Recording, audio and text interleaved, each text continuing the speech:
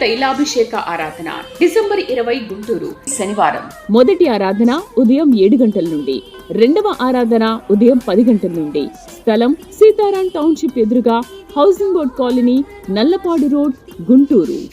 ప్రార్థనా శక్తి తైలాభిషేక ఆరాధన డిసెంబర్ 23 ఒంగోలు మంగళవారం. సమయం ఉదయం 10 గంటల నుండి. స్థలం A1 convention hall, old Guntur road, Ongole. ప్రార్థనా శక్తి తైలాభిషేక ఆరాధన డిసెంబర్ 24 బాపట్ల బుధవారం. సమయం ఉదయం 10 గంటల నుండి. స్థలం V convention function hall, service road, NH216 bypass, Suryalanka flyover పక్కన, బాపట్ల. ప్రార్థనా శక్తి క్రిస్మస్ ఆరాధన డిసెంబర్ 25 గురువారం ఉదయం 10 గంటల నుండి. స్థలం వైస్రాయ్ గార్డెన్, జూబ్లీ బస్టాండ్ దగ్గర, సికింద్రాబాద్. ప్రార్థనా శక్తి తైలాభిషేక ఆరాధన డిసెంబర్ 26 కడప శుక్రవారం. సమయం ఉదయం 10 గంటల నుండి. స్థలం మాధవి కన్వెన్షన్ హాల్, రాయచోటి వెళ్లే రోడ్, RTO ఆఫీస్ ఎదురుగా, కడప. ప్రార్థనా శక్తి తైలాభిషేక ఆరాధన డిసెంబర్ 27 నంద్యాల శనివారం. సమయం ఉదయం 10 గంటలకు. స్థలం Shiva garden function hall, Mahanandi road, Nandyal. Jangareddygudem పరిసర ప్రాంత ప్రజలకు శుభవార్త. ప్రార్థనా శక్తి తైలాభిషేక ఆరాధన డిసెంబర్ 29 జంగారెడ్డిగూడెం సోమవారం. సమయం ఉదయం 10 గంటల నుండి. స్థలం దండమూడి రామలక్ష్మి కళ్యాణ మండపం, కరాటన్ జంక్షన్, జంగారెడ్డిగూడెం. ప్రార్థనా శక్తి తైలాభిషేక ఆరాధన డిసెంబర్ 30 ఖమ్మం మంగళవారం. సమయం ఉదయం 8 గంటల నుండి. స్థలం SR గార్డెన్స్, ఈనాడు ఆఫీస్, వైరా రోడ్, వెలుగుమట్ల, ఖమ్మం. ప్రార్థనా శక్తి వాచ్ నైట్ సర్వీస్ డిసెంబర్ 31 బుధవారం రాత్రి 9 గంటల నుండి. స్థలం NRC గార్డెన్, పిల్ల నంబర్ 843, ముసాపేట్, కుకట్పల్లి. యేసయ్య నామములో మీకు వందనాలు తెలియపరుస్తూ ఉన్నాను. ప్రియులారా, ఈ దినం కొరకు దేవుడు సిద్ధపరిచిన వాగ్దానాన్ని మనం స్వాధీనపరచుకుందాం. పరిశుద్ధ గ్రంథంలో నుండి ద్వితీయోపదేశకాండం 2వ అధ్యాయము 7వ వచనం ద్వారా మీ కుటుంబాన్ని ప్రభు దర్శిస్తూ ఉన్నారు. ద్వితీయోపదేశకాండము 2వ అధ్యాయం 7వ వచనం. నీ చేతుల పనులన్నిటిలోనూ నీ దేవుడైన యెహోవా నిన్ను ఆశీర్వదించెను. ఈ గొప్ప అరణ్యములో నీవు ఈ 40 సంవత్సరములు సంచరించిన సంగతి ఆయన ఎరుగును. నీ దేవుడైన యెహోవా నీకు తోడై ఉన్నాడు, నీకేమీ తక్కువ కాదు. దేవునికి మహిమ కలుగును గాక. ఎంత అద్భుతమైన మాట చూడండి. పరిశుద్ధాత్మ దేవుడు మాట్లాడుతూ ఉన్నాడు. ఈ 40 సంవత్సరములు సంచరించిన సంగతి ఆయన ఎరుగును. గత కాలమంతా నువ్వు పడిన శ్రమ, కష్టము, శోధన, ఏడుపు, మనసు చెదిరిపోయి, గుండె జారిపోయి, కష్టకాలంలో ఈదుకుంటూ వచ్చావు కదా.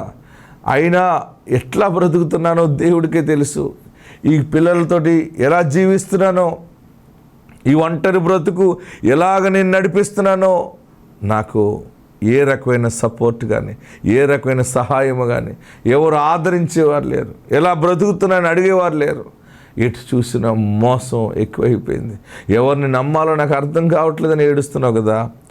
దేవుడు నీ కష్టాన్ని చూశారు కనుక ఈరోజు నీకు ఇస్తున్న గొప్ప మాట ఏంటంటే, ఈరోజు వాగ్దానము, యెహోవా నీకు తోడై ఉన్నాడు, నీకేమీ తక్కువ కాదు.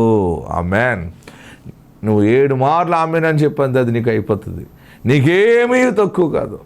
ఫైనాన్షియల్గా ఏంటి, స్పిరిచువల్గా ఏంటి, న్యాచురల్గా ఏంటి, అన్ని రకాలుగా స్వాభావికంగా దేవుడు నీ మీద కృప చూపిస్తున్నాడు.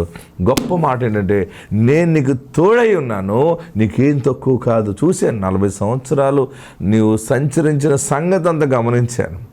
నా ప్రియ సహోదరులరా, నీ కుటుంబ జీవితం, నీ వైవాహిక జీవితం, నీ ఆర్థిక సమస్యలు, రుణ బాధలు, అనారోగ్య స్థితి, నా జీవితం ఏంటి ఇలాగ అయిపోయిందని అనుకుంటున్నావు కదా.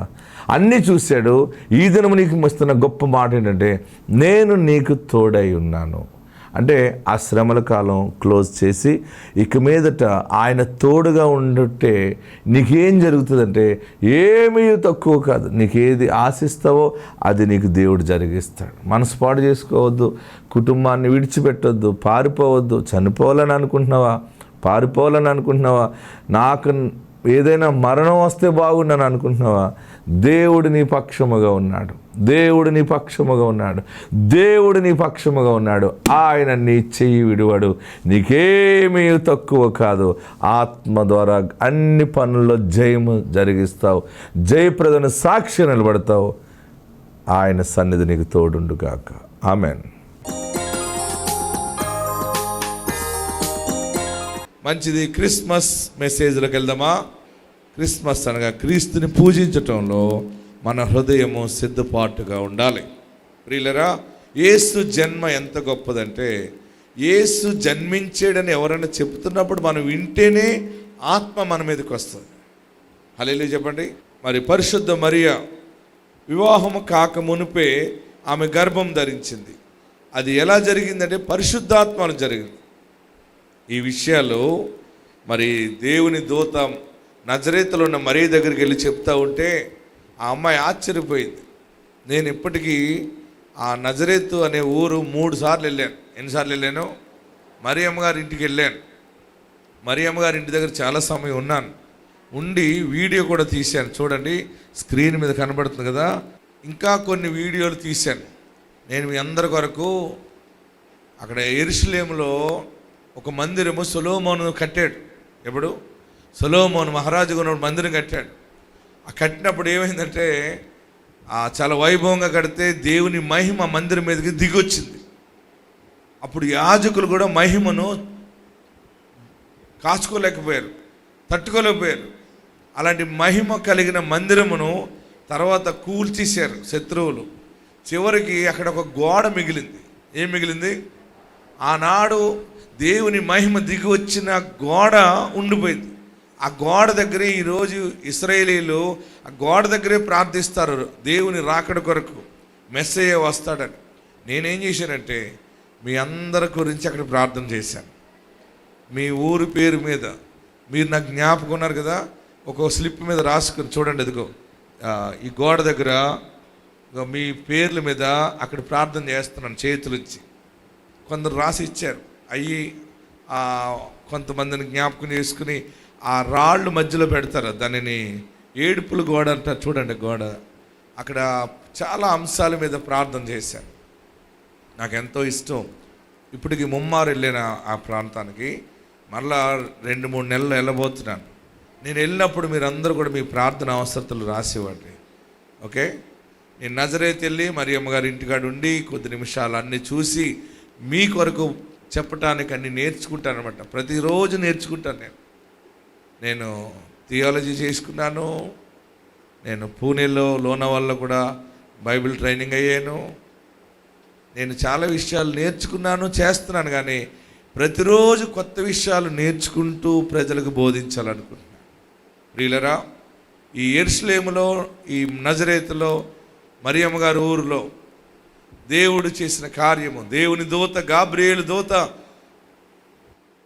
పైనుండి దిగి వచ్చి మరియమ్మ గారితో మాట్లాడుతుంది.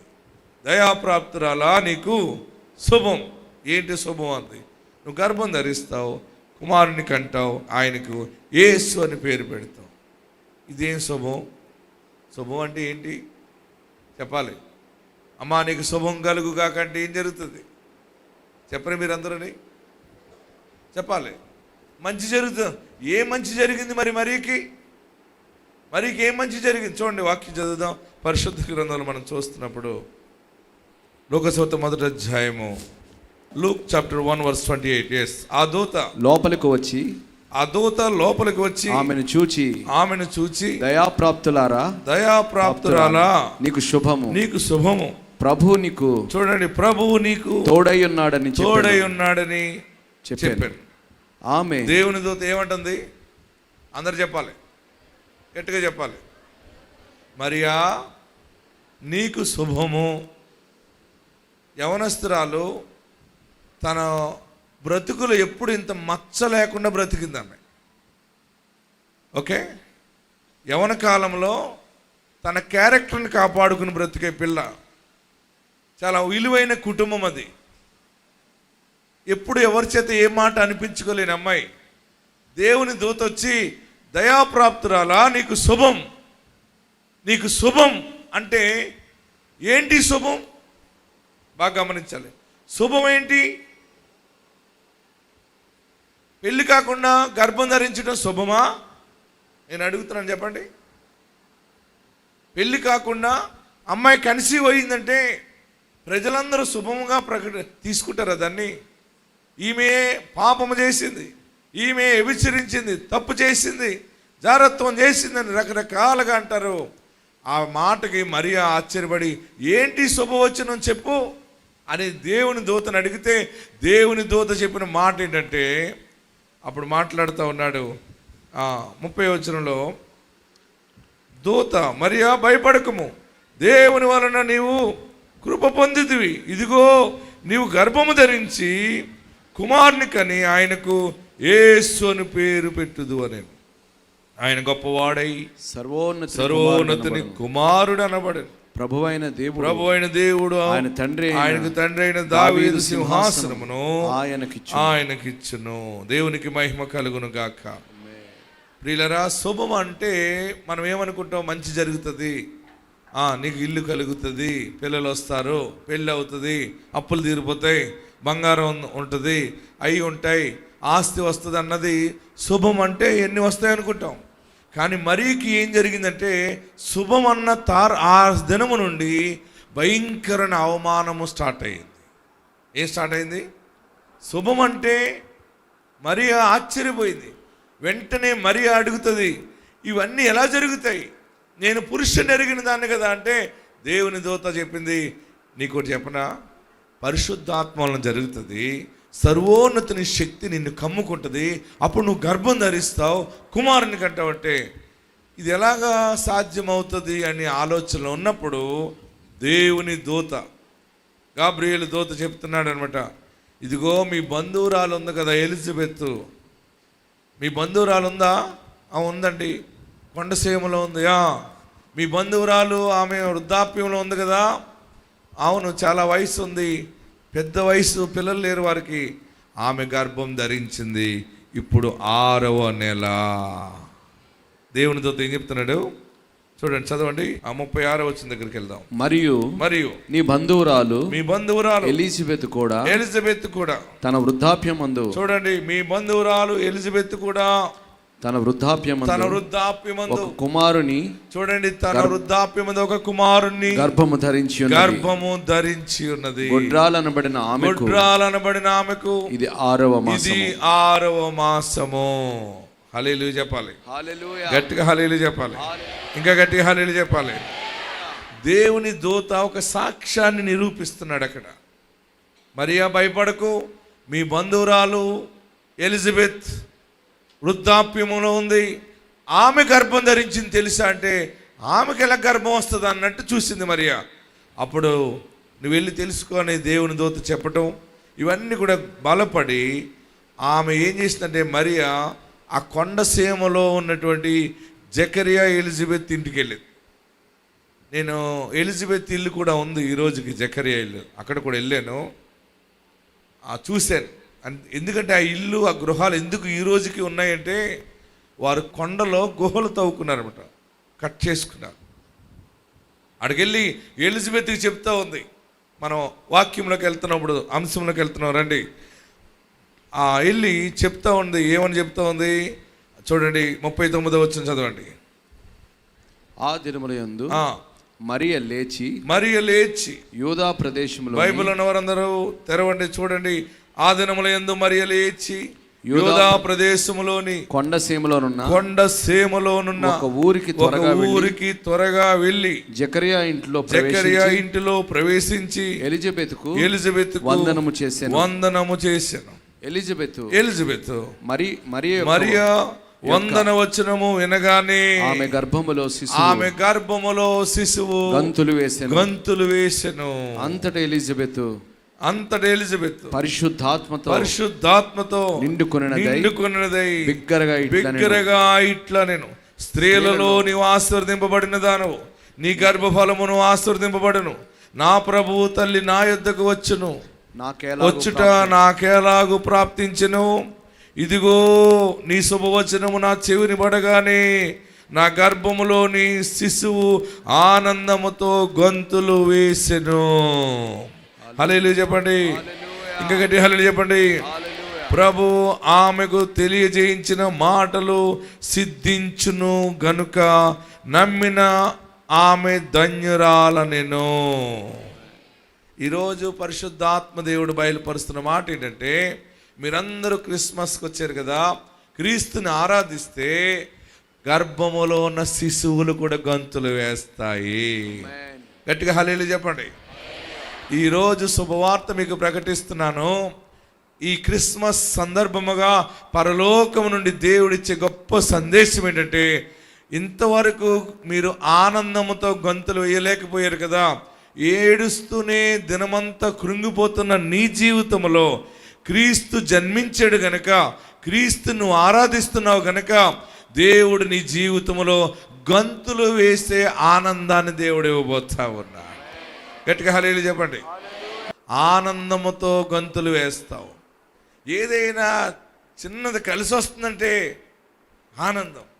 కానీ ఈరోజు ఈ క్రిస్మస్లో దేవుడు నా ద్వారా మీకు ప్రకటిస్తున్న మాట, నీ హృదయంలో ఎప్పుడు కని విని ఎరుగని గొప్ప కార్యము దేవుడు చేయబోతున్నాడు. గొప్ప కార్యము చేయబోతున్నాడు.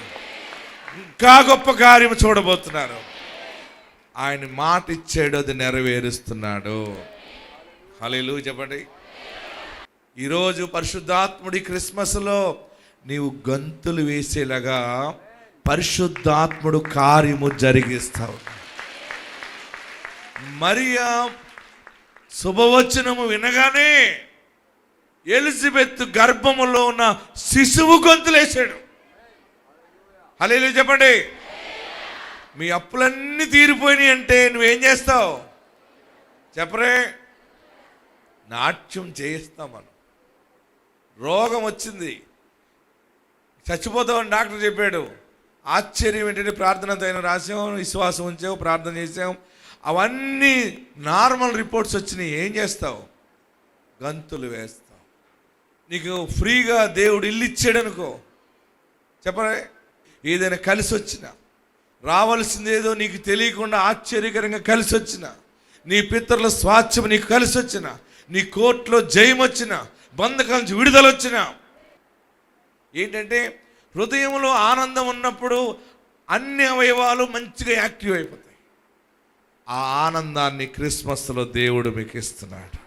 అందరూ రెండు చేతుల పైకి గట్టిగా చప్పట్లు కొట్టి, మన కొరకు ఆయన సమస్తము చేసి ముగించాడు.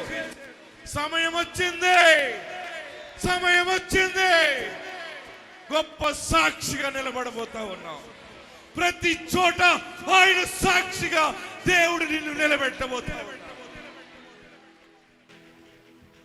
మరియా శుభవచనము చెప్పగానే ఎలిజబెత్ గర్భములో ఉన్న శిశువు గంతులు వేసాడు. అంటే నువ్వు మామూలుగా ఆనందపడిన శరీర సంబంధంగా అందరు ఆశీర్వాదాలు చూసి ఆనందపడ్డావేమో. వారు కొనుక్కున్నారు, వీరు కొనుక్కున్నారు, వారు బాగుపడ్డారు, వీరు బాగుపడ్డారు, వీళ్ళు బాగుపడ్డారు, వాళ్ళు బాగుపడ్డారు అనుకున్నావేమో. నీ గర్భములో నుండి ఆరోగ్య దీవెన బయటకు రాబోతుంది. నీ అంతరంగంలో నుండి సంతోషం బయటకు రాబోతుంది. క్రీస్తు జన్మ వార్త విన్నావు కనుక నీ గర్భములోనే గొంతులు, నీ బ్లడ్లో మార్పు వస్తుంది, నీ ఎముకలలో మార్పు వస్తుంది, మాంస ఖండాలలో మార్పు వస్తుంది. ఎలాగా? ఎందుకు అంటే ఇది పరిశుద్ధాత్మ కార్యం, ఇది సర్వోన్నతుని శక్తి కార్యం. ఇది ఇంతవరకు ఆగిపోయిన ప్రతి పనులన్నీ కూడా కదిలిపోతాయి, అంతే ముందుకి కొనసాగుతాయి. హృదయం అంతా ఆనందమైపోయింది. ఎలిజబెత్ గర్భములో శిశువు గొంతులు వేసి, ఈ క్రిస్మస్లో మీ అందరికీ పెద్ద గిఫ్ట్ దేవుడు ఇస్తున్నాడు. మీకెప్పుడు కనీవిని ఎరుగని ఆనందం మీ అనుభవించబోతుంది. నీ భర్త మారటం నువ్వు చూడబోతావు, నీ బిడ్డ మార్పు చెందటం నువ్వు చూడబోతున్నావు. నీ కార్యమైన నెరవేర్చబోతున్నాడు. ఆయన దాని పట్ల అద్భుతం చేయబోతా ఉన్నాడు. ఆయనకు సమస్తము సాధ్యం. అప్పుడు పరిశుద్ధాత్మను పొందుకుంది ఎలిజబెత్. ఆ ముసలమ్మ గారు అసలే గర్భంతో ఉంది, మళ్ళీ ఆత్మ వచ్చేసింది. ఆత్మ వచ్చేటప్పటికి ఆమె కదిలికటం ఎలాగున్నా లోపల ఈసారి కదిలిపోతున్నాడు. ఏ సార్ 6వ నెల హల్లెలూయా చెప్పరే. మొన్న ఒక ఆమె అంది, పాస్టర్ గారు నాకు గర్భం వచ్చింది, ప్రార్థన చేసేకి వచ్చిందండి. ఇప్పుడు 5వ నెల 6వ నెల అండి. డాక్టర్ గారు తీసేయాలంటున్నారండి అన్న. ఏ అన్నాను, కదలట్లేదంటండి. ఏం చేస్తున్నాడు అన్నాను. కదలకుండా అలాగ పడుకుని ఉంటున్నాడంట. మళ్ళీ చెక్ చేస్తే మళ్ళీ రిపోర్ట్ అంటే వచ్చింది. ఏ అన్నాను, హార్ట్ ఆగిపోయింది అంటండి. లోపల ఆడికి హార్ట్ అటాక్ వచ్చేసింది. ఎవరికి? శిశువుకి హార్ట్ బీట్ ఆగిపోయిందని. నేనన్నాను, నీకు ఇప్పుడే కావాలా ఇంకా తర్వాత కావాలా? అవి లేదండి, ఏదో రకంగా బతకాలని బాబా. ప్రార్థన చేద్దామని ప్రార్థన చేసి దీవెన ప్రకటించి పంపించి, మళ్ళీ చూడు హార్ట్ బీట్ వచ్చిందని చెప్తాడు డాక్టర్. వెళ్ళాను. మళ్ళీ డాక్టర్ దగ్గరికి వెళ్ళింది. మళ్ళీ స్కాన్ చేస్తే మళ్ళీ ఇంజిన్ స్టార్ట్ అయిపోయింది లోపలికి. ఎవరికి? లోపల ఉన్న శిశువుకి హార్ట్ బీట్ వచ్చేసింది. స్కాన్లో కనబడుతుంది. అమ్మా ఏం జరిగిందో కానీ మళ్ళీ అద్భుతం జరిగింది. ఆ హార్ట్ బీట్ వచ్చింది. మళ్ళీ లైన్లో నిలబడి వచ్చేసింది. అయ్యగారండి అంటుంది. ఏమైందని? హార్ట్ బీట్ వచ్చేసిందండి. ఎందుకు రాదు? ఆగిపోయిన వారికి హార్ట్ బీట్లు ఇచ్చే పరిశుద్ధాత్ముడు. మందు వలన కాదు, మంత్రాల వల్ల కాదు, జ్ఞానం వలన కాదు, పాస్టర్ల వల్ల కాదు. అది పరిశుద్ధాత్మ వలన జరుగుతుంది. ఆమేన్. ఎంత పెద్ద సమస్య అయినా ఆయన చేస్తాడు. మీ పనులు ఆగిపోయినేమో ముందుకి కొనసాగుతాయి. కదలిక. దేవుడేదో ఒక అద్భుతం చేయబోతున్నాడు. దేవుడేదో ఒక అద్భుతం చేయబోతున్నాడు. మీ అందరి జీవితంలో ఆయన కార్యం జరిగించబోతున్నాడు. దానికి నేను సాక్షిని. భయపడకండి, ఏడవకండి, పారిపోకండి, వదిలేకండి. భార్యను వదిలేకండి, భర్తను వదిలేకండి, బిడ్డలను తిట్టకండి. నీ వల్లే దరిద్రం వచ్చిందిరా, నిన్ను చేసుకున్నాక దరిద్రం వచ్చిందిరా. ఈ మాటలు కట్టిపెట్టండి. దేవుణ్ణి స్తుతించండి. అద్భుత కార్యములు దేవుడు చేయబోతావు. అద్భుత కార్యములు దేవుడు చేయబోతున్నాడు. పరిశుద్ధ ఆత్మను పొందుకున్నాక ఆమె ఏం మొదలెట్టిందంటే ప్రవచించడం మొదలెట్టింది. 42వ వచనంలో, స్త్రీలలో నీవు ఆశీర్వదింపబడిన దాను, నీ గర్భఫలమును ఆశీర్వదింపబడును. నా ప్రభు ఇలా చెబుతూ 42వ వచనం దగ్గర వచ్చినడికి, నేను ఈరోజు ఆత్మచేత బయలుపరచబడిన సందేశంలోకి వచ్చాను, కానీ పరిశుద్ధాత్ముడు ఆ మాట కూడా మీకు తెలియపరిచాడు. ఈరోజు నాకు దేవుడిచ్చిన మీకు చెప్పమన్న పెద్ద మాట ఏంటంటే మరొకటి, 45వ వచనం, ప్రభు ఆమెకు తెలియజేయించిన మాటలు సిద్ధించును గనుక నమ్మిన ఆమె ధన్యురాలనెను. రెండవ ఆశీర్వాదం ఈరోజు మీకు ప్రకటిస్తున్నాను. మీరు పొందుకున్న కార్యములన్నీ సిద్ధించునుగాక. మీ పనిలో అవుతాయి. సిద్ధించును అంటే నెరవేరును. నీ చిన్న ఆశను దేవుడు నెరవేరుస్తున్నాడు. క్రిస్మస్లో ఈ నెలలోనే దేవుడు నెరవేర్చడం మొదలెట్టాడు. కార్యములు జరగటం మొదలవుతూ ఉన్నాయి. అందరూ లేచి నిలబడదాం. ఎక్కడున్నవారు అక్కడ లేచి నిలబడదాం. ఈ రోజు నుండి చాలా క్రమముగా ఉండండి. చాలా దీవెనలు ప్రాప్తి కలిగే సమయంలోకి వచ్చాం. నీవు అనుకున్నావు కదా, దేవుడు తప్పక నెరవేరుస్తాడు. ఎక్కడున్నవారు అక్కడ లేచి నిలబడి 2 చేతులు ఆకాశం వైపు చాపి, మా కార్యము సఫలం చేయవాడు. గంతులు ఎవరో వేస్తే నేనేసాను, కానీ నా హృదయంలో నుండి ఎప్పుడు ఆనందము రాలేదని ఏడ్చావు కదా, నీ సంతోషాన్ని బట్టి నీ వాళ్ళు గంతులు వేస్తారు. అంతగా నీవు తలగా నియమించబడతావు. ఎక్కడ తలదించుకున్నావో, ఎక్కడ అవమానపరచబడ్డావో అక్కడే రాజకుమారుడుగా, రాజకుమార్తెగా నిలబడబోతున్నావు. ఆయన నిన్ను ఆశీర్వదించడం మొదలుపెట్టాడు. దేవుని ఆత్మకార్యం చూడబోతున్నాడు. ఏడవకండి. దేవా నన్ను ఆశీర్వదించు, నా పాపములు క్షమించు, నీ రక్షణ నాకు దయచి, నీ విశ్వాసములో నేను స్థిరపడాలి, నేను విశ్వాసమందు బలపడాలి, నీ ఆత్మ నాకు దయచి. అందరూ ప్రార్థన చేయండి. నీవు నన్ను స్థిరపరచు, నీవు నన్ను స్థిరపరచు. నా ఇంటికి దేవుడిగా ఉండాలి, నాకు రాజుగా ఉండాలి, నాకు నాయకుడిగా ఉండాలి, నా ఇంటికి యజమానిగా ఉండాలి. నీకు విరోధముగా తెలుసో తెలియకో తప్పిదాలు చేశాను, క్షమించు, పరిశుద్ధపరచు. నీ ఆత్మ నాకు దయచి, నీ ఆత్మ నాకు దయచి. అందరూ ప్రార్థన చేయండి. నీ ఆత్మ నాకు దయచి, శుభవార్చనము నాకు దయచి, శుభవార్త నాకు దయచి, నీ ఆత్మ సహాయము నాకు దయచి, నీ ఆత్మ కార్యము నాకు దయచి. హల్లెలూయా, హల్లెలూయా, హల్లెలూయా. అడగండి మీకు ఏం కావాలో. నన్ను రెండంతలుగా ఆశీర్వదించు. అందరు రెండు చేతులు మరొకసారి పైకి చాపి, నా చేతిలో నీ వెలుగు దయచి, నా చేతి మీద నీ ఆత్మను దయచి, నీ ఆత్మాభిషేకము నా చేతికి దయచి, నా బిడ్డలో మార్పు దయచి, నా శరీరంలో మార్పు దయచి, నా వ్యాపారంలో మార్పు దయచి, నా ఉద్యోగంలో మార్పు దయచి, నా సేవలో మార్పు దయచి, నా ప్రయత్నంలో మార్పు దయచి. అన్నిటికీ నీ జీవము కావాలి, అన్నిటికీ నీ శక్తి కావాలి. నాకు నీవు కావాలి యేసు, నువ్వు నాకు కావాలి. అందరూ నమస్కరించండి, చేతులు జోడించి అందరం ప్రార్థనలో ఉందాం. హల్లెలూయా, హల్లెలూయా.